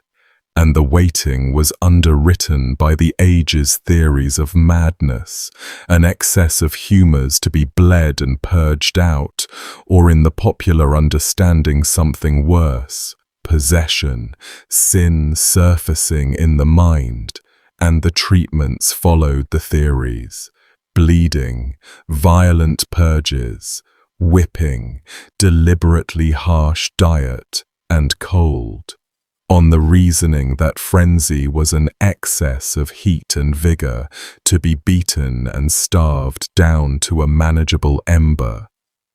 A person in the grip of psychosis, terrified beyond anything a sane mind experiences, was chained in a cold cell, bled toward faintness, purged hollow and flogged by people whose sincere understanding was that all of this was medicine, and the 1403 inventory sits there in the archive, itemizing it, locks and keys included.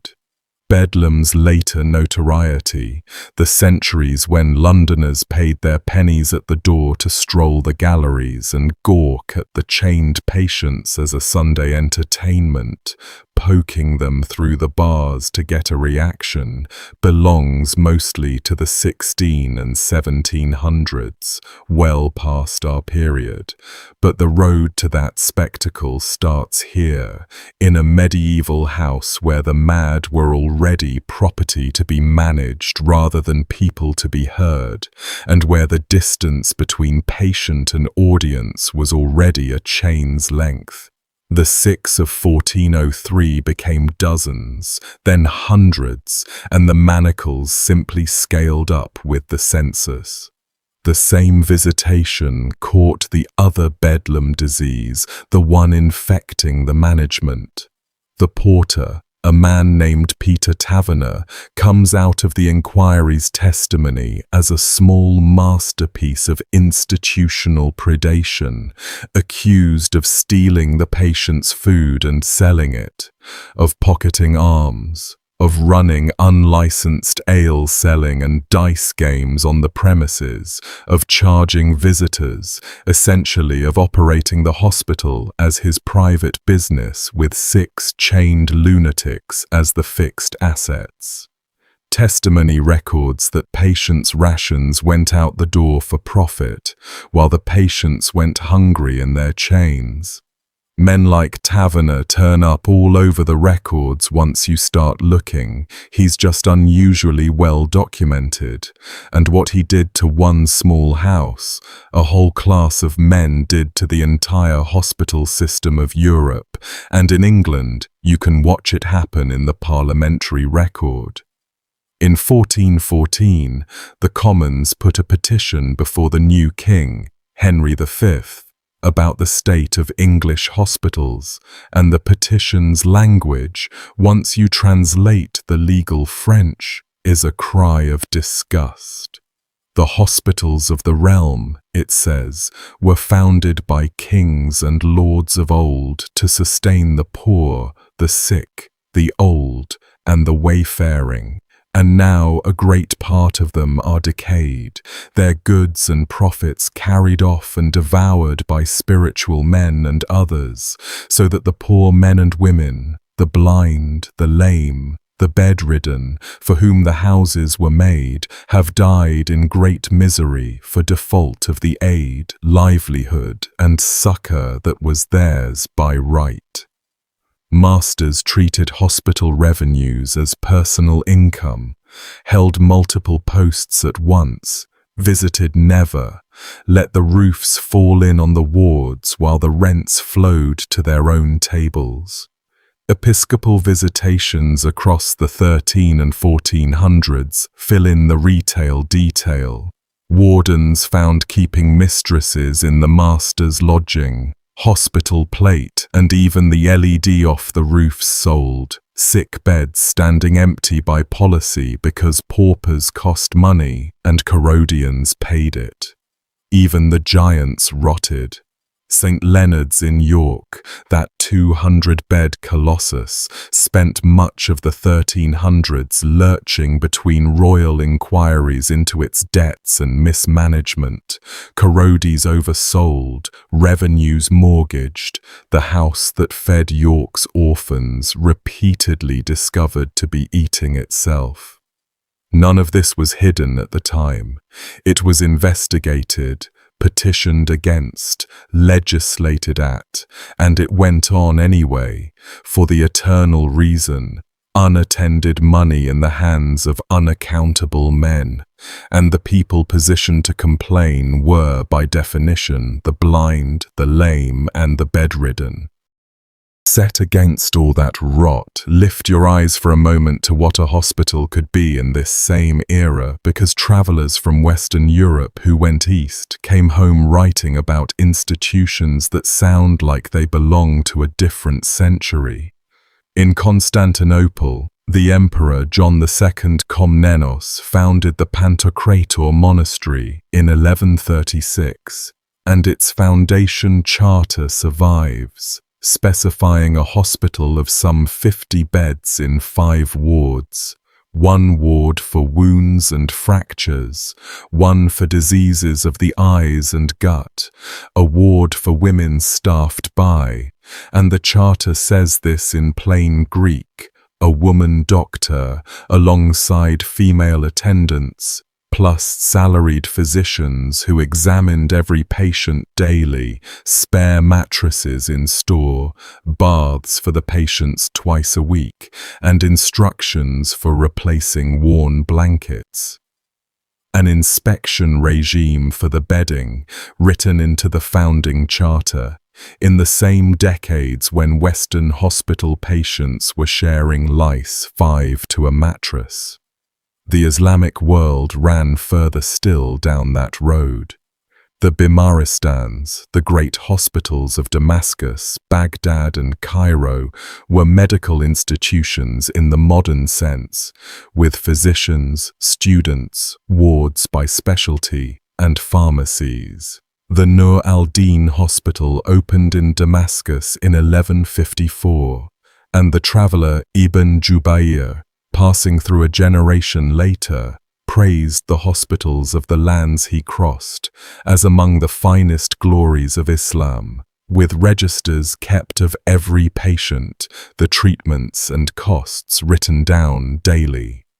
Cairo's colossal Al-Mansuri Hospital, founded in 1284, was endowed to serve everyone from prince to pauper without distinction, and accounts of it describe wards cooled by fountains, music and storytellers employed to soothe the sleepless, and discharged patients handed money on the way out, so that a poor man wouldn't have to rush straight back to labor before his strength returned. Convalescence pay in the 1200s. The comparison isn't a stick to beat the medieval West with. Their institutions were built for a different job, saving souls first, and did that job with real devotion. But a patient's odds, purely as a body, depended enormously on which side of the Mediterranean the body happened to fall sick on. Since we've been talking about what these houses got wrong, spend a while now on the engine that kept people believing in them anyway, the miracles. Because for the medieval patient, the strongest medicine in any hospital was the saint whose name hung over the door, and one London hospital wrote its miracles down in a book we can still read. St. Bartholomew's, still operating today on its original site, London's oldest hospital, began with a courtier named Rehira, a figure sometimes remembered as a jester or minstrel at the court of Henry I, a pleasure-loving man by his own house's account, who went on pilgrimage to Rome around 1120, and there fell desperately ill with the Roman fever, malaria most likely, and lying at the edge of death in a foreign city, he did what medieval people did at the edge of death. He bargained, "Restore me, and I will build a hospital for the poor." In the fever, the story goes, St. Bartholomew himself appeared, a terrifying vision, the saint announcing he had chosen a place at Smithfield in London.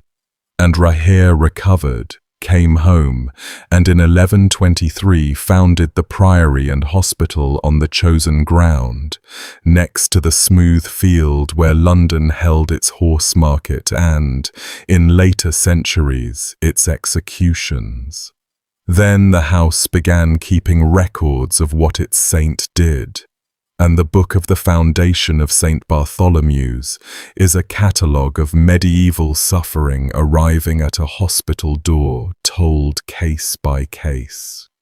A man whose tongue swelled until it filled his mouth and hung out over his lips, healed at the church. the blind, the crippled, the mad brought bound. A woman named in the book who had swallowed, she believed, something evil and lay tormented. Whatever a modern reading makes of each case, the book preserves something no excavation can: the inner experience of medieval sickness, people arriving in absolute extremity, having exhausted every earthly option, at a building that promised them contact with a power that had already beaten death once, and sometimes walking out well and telling everyone, and the telling filled the alms boxes, and the alms boxes fed the next 100 paupers. Miracle stories with a fundraising engine, the marketing, and the sincere heart of the whole system, all in one. That same religious machinery took over completely at the bedside when a patient began to die, and dying was the one procedure a medieval hospital performed to genuine perfection. The age had a whole literature on the craft of dying well, and a good death was a supervised, sacramental event with a fixed sequence. When the sisters read the signs, the priest came down the ward carrying the consecrated host, and everyone who could kneel knelt as it passed. Patients crossing themselves in their beds at the sight of someone else's last hour going by, knowing the same procession would someday be for them. Final confession, if the dying person could still speak. Anointing, the priest touching holy oil to eyes, ears, nostrils, lips, hands and feet, sealing each sense that had sinned. The viaticum, the final communion, food for the road, candles lit, prayers of commendation spoken over the labored breathing, and the sisters watching for the end, because the moment of death started the next sequence: the washing, the shroud, the needle, the cart. A pauper who had lived his entire life below the notice of every institution in Europe got, at the very end, the full ceremonial attention of the church, the same sacraments a king got, performed with care by people who believed completely that they were saving him, and by the only measure those people recognized, the state of his soul at the instant of crossing.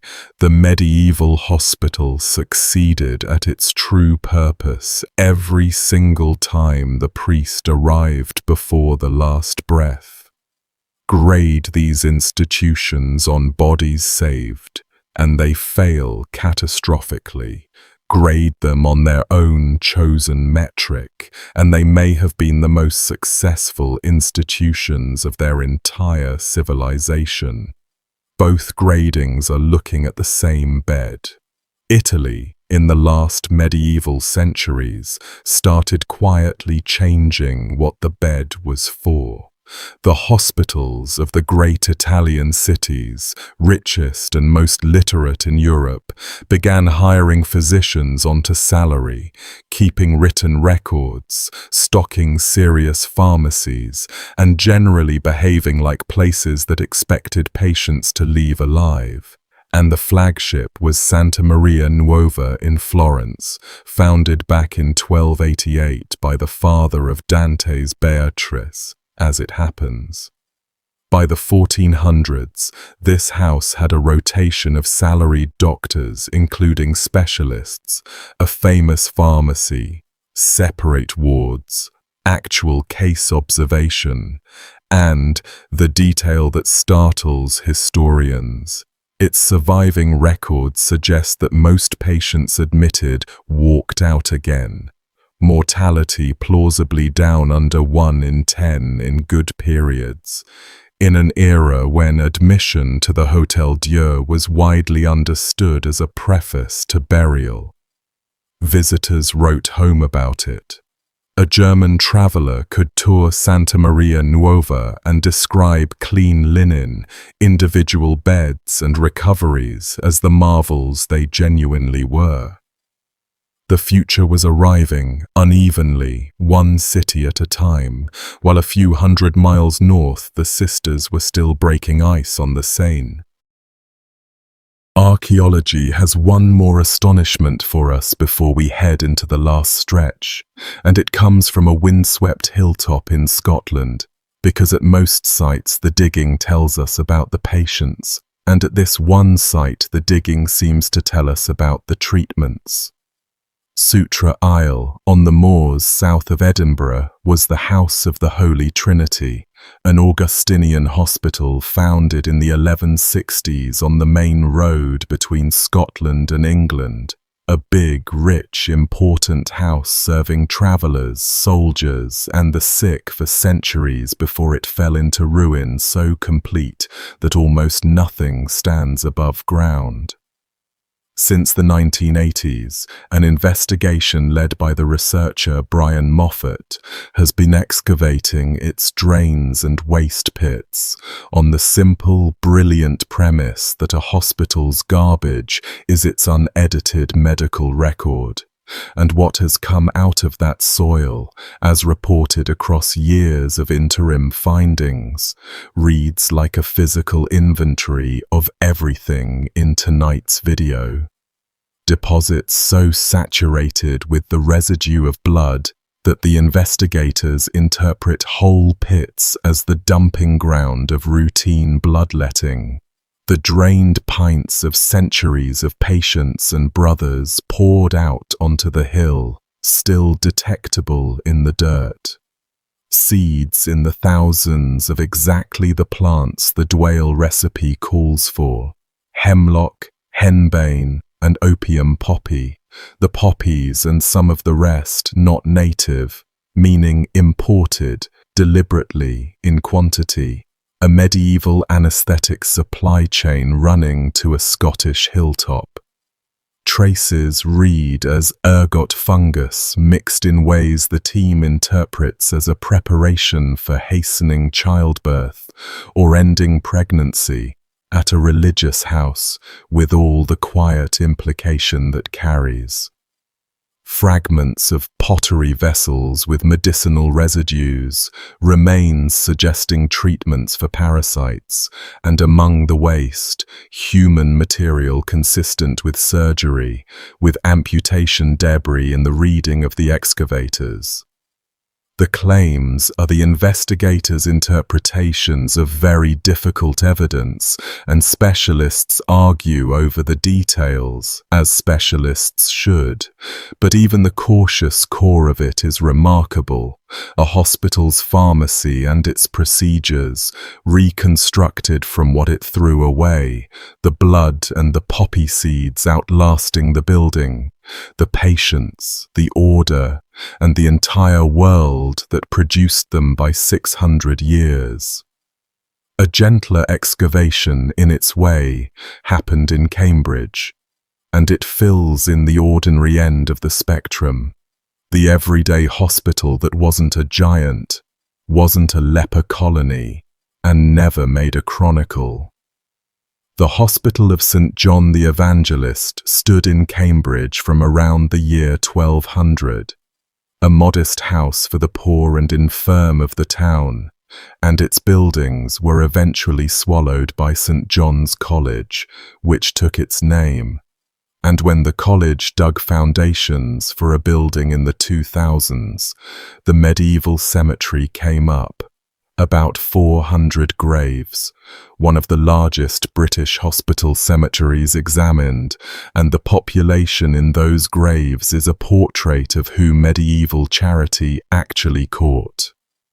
Overwhelmingly adult, overwhelmingly poor, worked hard, bodies carrying the routine damage of medieval labour and strikingly short of two groups you'd expect. Women of childbearing age with infants, because the house, like most, barred pregnant women and young children generally. These were the town's worn out, its elderly poor, its solitary sick. A few poor scholars of the young university, people who had outlived or never had families to nurse them, taken in, fed, prayed over, and buried one at a time in individual graves. No mass pits, even in the plague years. Each body given its own hole in the ground and its own moment of ceremony, right through the worst mortality in human memory. Modest dignity, sustained under catastrophic pressure, in a house history otherwise forgot entirely. Most of medieval hospital care looked like that cemetery, and it deserves its minute of credit amid tonight's parade of horrors. The caseload flowing through such a house day to day ran on diseases we've barely named yet, so give the ordinary killers their due.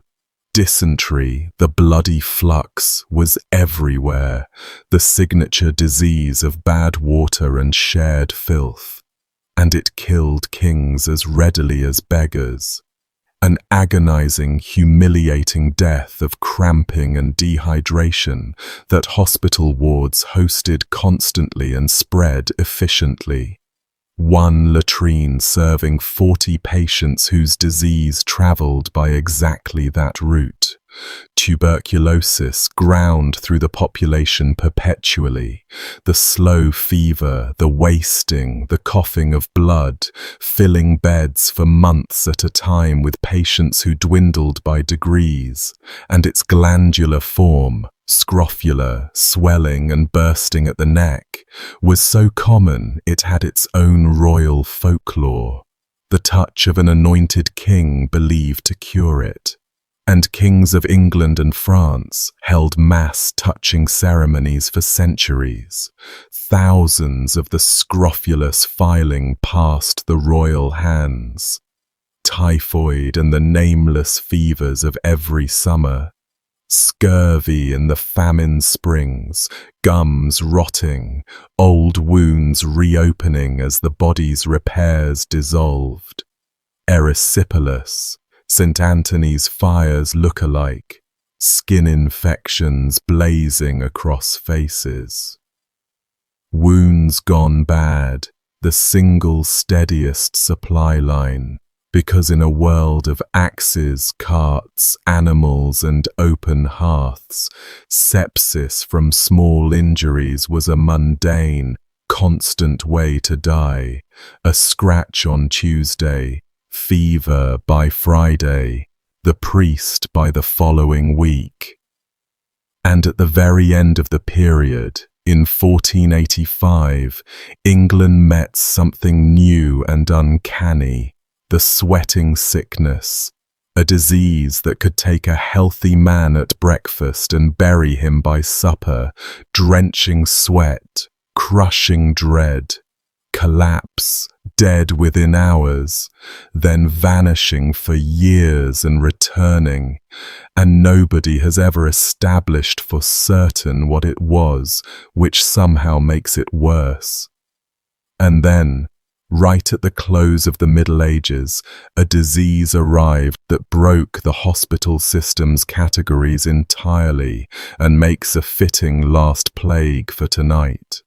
In 1495, a French army besieging Naples dissolved in an epidemic of something horrifying and unfamiliar, and as the mercenaries scattered home across Europe, they carried it to every country within a couple of years, and each nation named it after its neighbors: the French disease, the Neapolitan disease, the Polish disease, everyone certain it came from somewhere else. The Great Pox, we call it syphilis, and its early form seems to have been far more savage than the disease doctors knew later. Contemporaries describe pustules that became ulcers that ate through flesh and bone, faces collapsing as noses and palates rotted away, pain in the bones so severe victims screamed through the nights, and a stench that patients themselves wrote about with despair. The old hospitals wanted nothing to do with it. It was contagious, it was chronic, it was tied to sex, and therefore to sin in a way that curdled the charitable impulse, and the sick found doors closing across Europe until a new institution had to be invented for them. The hospitals for the incurables, the incurabili houses that began rising in Italy in the early 1500s, just past the border of our period. Whole institutions defined by the admission that nothing could be done except take people in. What could be offered, increasingly, was mercury, rubbed on, fumigated over the patient in barrels and tents, and mercury poisoning became the treatment's signature, quarts of drooling saliva, teeth loosening and dropping out, gums rotting, trembling, all red as the cure working, the corruption visibly pouring out of the mouth, and the era coined a proverb for the whole arrangement: a night with Venus, a lifetime with Mercury. People spent years being slowly poisoned to treat a disease that was slowly devouring them, and the two processes raced each other to the grave in institutions built specifically to house the race. So we end where we began, in Paris, with the part of hospital life the Middle Ages did most thoroughly, the leaving of it. Follow one last body out of the Hôtel-Dieu. The sister who finds the death on her night round notes it and moves the living bedmates along the row. In the morning the body is carried to be washed, and the sisters do it as they did everything, as devotion, the water, the cloth, the shroud of coarse linen, and then the needle, the stitching starting at the feet and working up, the face covered last, a moment the customaries treated with particular gravity, the final look any human being would ever take at that face belonging to a nursing sister who may never have known the name attached to it.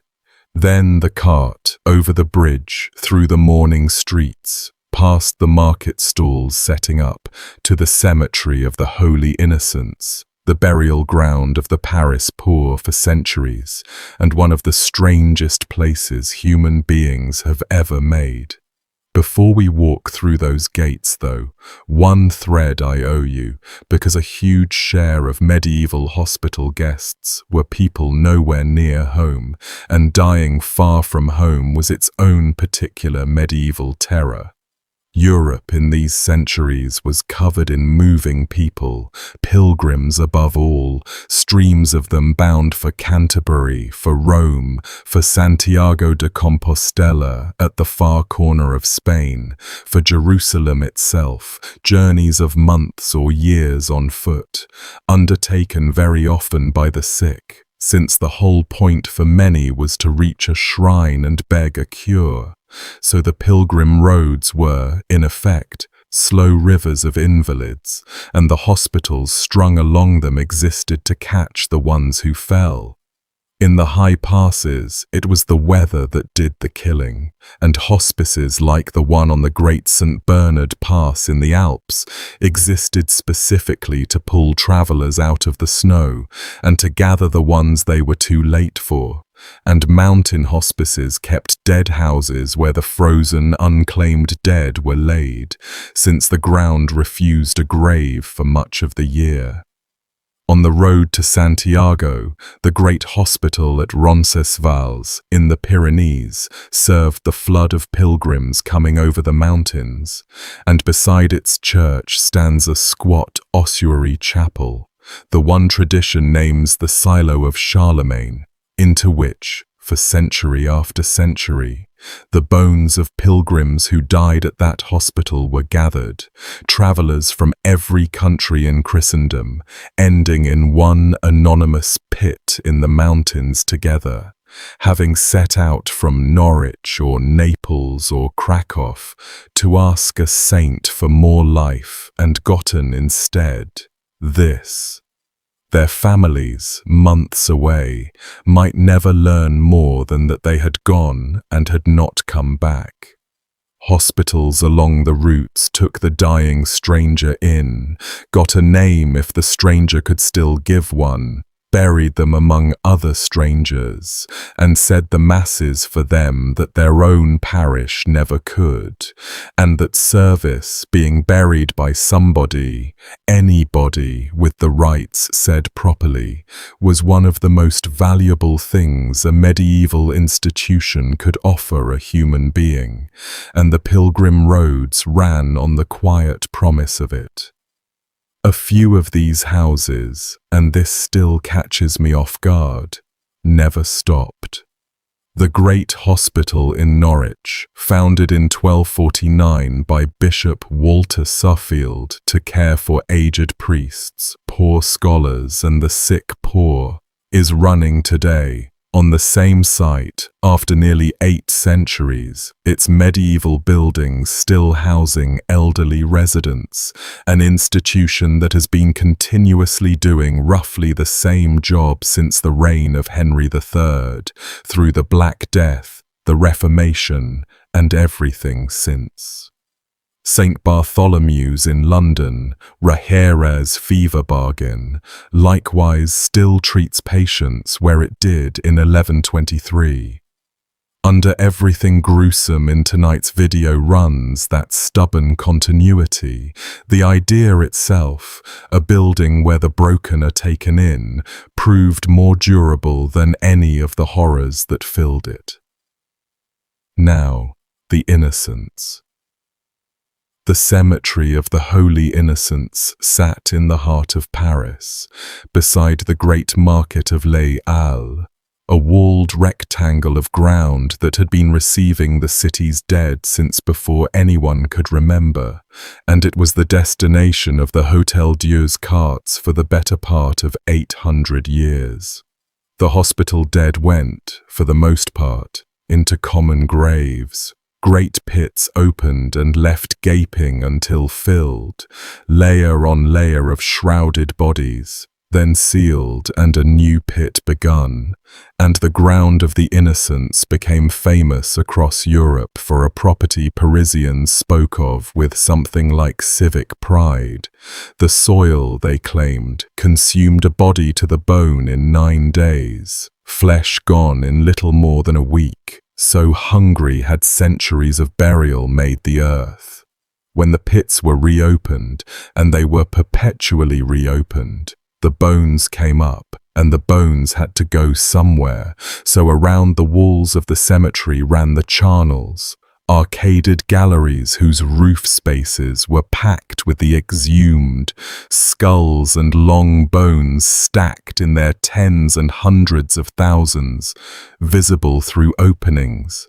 An architecture of the dead enclosing the ground that was busy making more of them, and somewhere in those galleries, unlabeled and unfindable, lay the accumulated patients of the Hôtel-Dieu, the fever cases and the flux cases, and the mothers from the childbirth ward, and, in their turn, the sisters who had nursed them, all shelved together over the market square.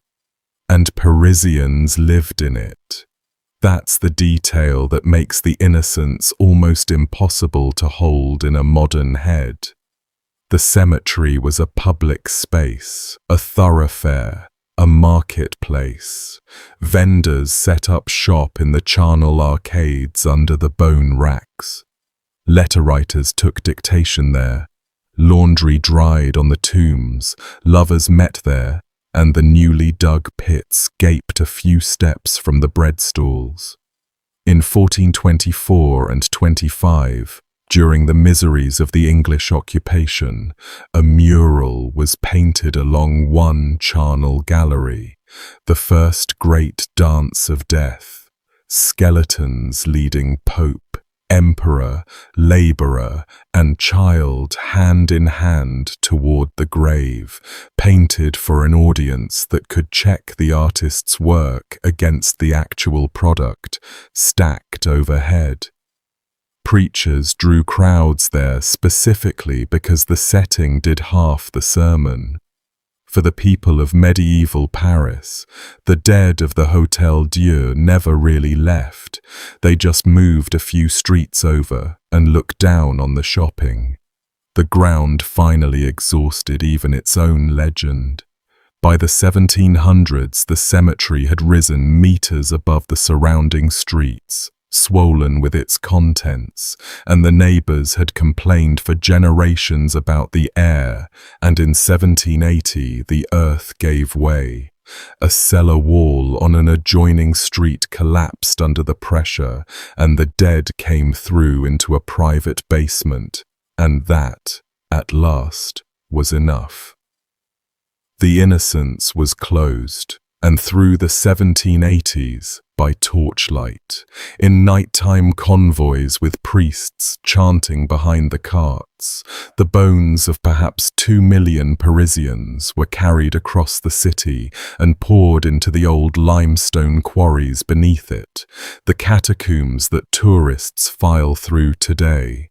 Down there, in walls built of stacked femurs and skulls, arranged by workmen who could not possibly have sorted anyone from anyone, are the patients from the wide beds, the ones who woke beside the dead, and the ones somebody else woke beside. The sisters and the sewn shrouds, 8 centuries of the Hôtel-Dieu's guests, lying together in the dark under Paris, closer even now than anyone should ever have had to lie.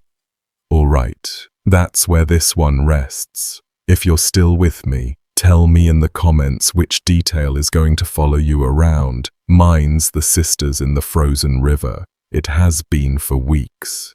If you drifted off somewhere back around the leper houses, honestly, sleep well. That's half of what these are for. Enormous thanks to the Patreon crew who make the research time possible. The link's below if you'd like to join them. Zero pressure. Pass this one along to whoever in your life insists they'd have thrived in the Middle Ages. More coming soon. Good night, wherever you happen to be.